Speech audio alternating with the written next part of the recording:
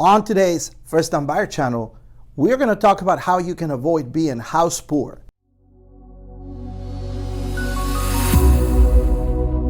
Hey, welcome back. Enrique here with First West Financial.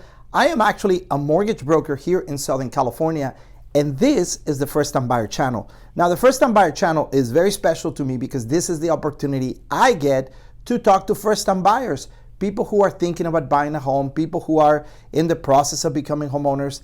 That's what the First Time Buyer is all about. Now, today we're going to actually discuss a topic that I've spoken about before.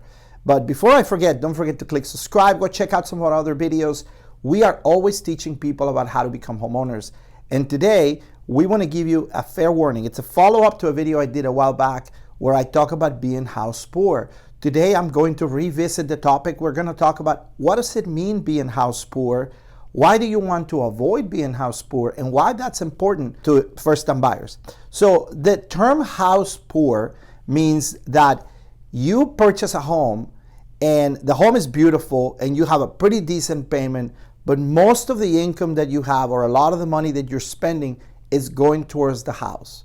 So in other words, you have a home and you have a good living, but you're poor because you're putting so much money into that mortgage. That is the concept of being house poor.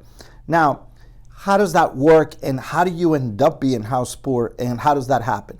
Well, let's unpack it a little bit. The first thing you need to know is that as human beings, our tendency is, in many cases, is we want nice things.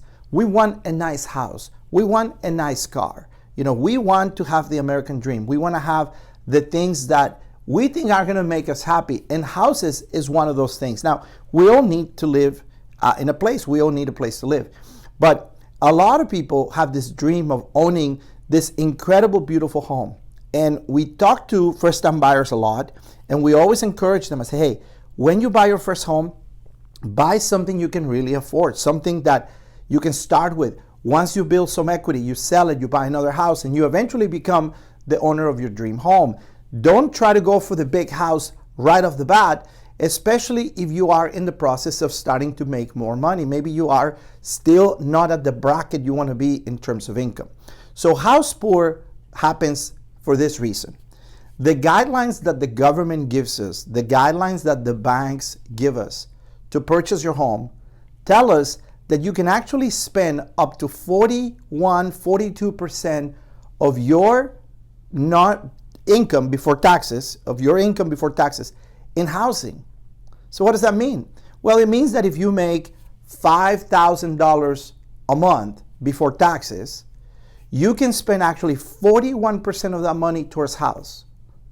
Think about that. So that means that if you make $5,000, you can spend $2,200 a month in housing. But that is before taxes. Most of you, when you make that $5,400, you're going to have to pay taxes. You're going to have to pay taxes to the state in many cases. You're going to have to pay your benefits, your health insurance, whatever other deductions you have. So you're not keeping $5,400.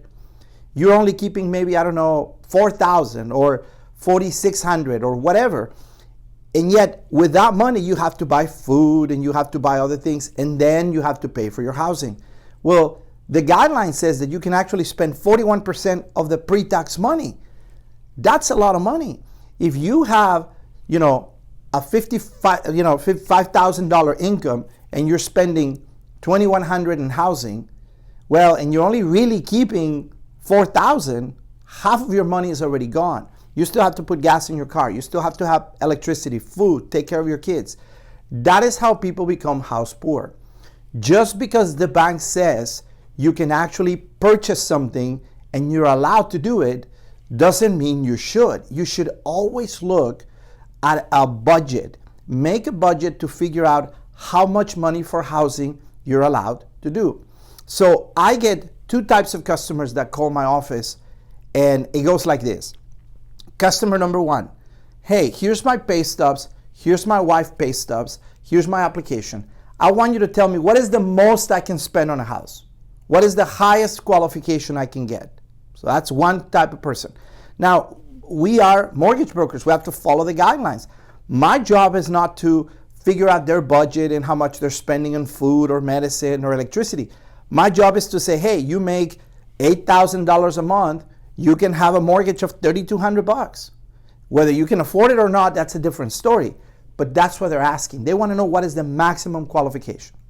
Then I have another type of customer, the one that I want you to be, that calls me and says, hey, here's my pay stubs, here's my W-2s, here's my bank statement, here's my application. I have a budget of X amount of money. Can you tell me how much of a house can I purchase with that budget? And is that feasible? That person is going to have more success in life because they're already budgeting. They already know, hey, we don't want the payment to go over this amount. So we see the difference and we want to encourage you to do that. So one of the things that I want to tell you, how you avoid being house poor, is you take the time, you sit down with your partner, with your spouse, with your significant other, or by yourself if you are a single person, and you create a budget. You say, hey, how much do I want to spend for housing? How much do I want to spend for electricity and food and car and insurance? Come up with that number. Once you see that housing budget, then a mortgage broker is going to be able to sit down with you, qualify you, and say, yes, you can actually achieve that number or not. But just because a bank qualifies you for something doesn't mean you have to spend all that money, right? Because the government takes a good amount of taxes. There are benefits you have to pay. There are other expenses you have. So the idea that 41 cents on your dollar is going to go to pay for the taxes sometimes is really not realistic. So this has been the Mortgage First Time Buyer channel. We want to go ahead and encourage you to call us, ask us questions. The best number to reach us is 760-488-6482. We're always here. Buying a house, we know is complicated and it can get a little scary for a lot of people. So we're here to walk you through the process. Make sure you reach out to us, give us a call. Have a great day. Talk to you soon.